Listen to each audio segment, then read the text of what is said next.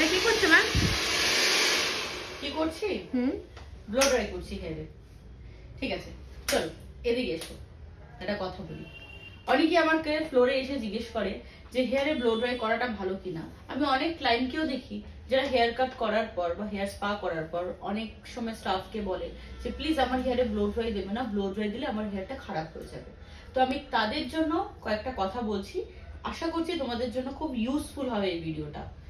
ব্যাপারটা হচ্ছে blow dry করা হেয়ারের জন্য খারাপ নয়, ভালো, কিন্তু কি প্রসেসে করতে হবে সেটা আমি আজকে বলি। সোজা ভাষায় বলতে গেলে যখন আমরা শ্যাম্পু করি, শ্যাম্পু করার পর আমাদের হেয়ারের কিউটিকলটা ওপেন হয়ে যায়। কিউটিকল ওপেন হয়ে যাওয়ার পর আমরা সেখানে মাস্ক দিই বা কন্ডিশনার দিই, দিয়ে আমরা সেই কিউটিকলটাকে ক্লোজ করি।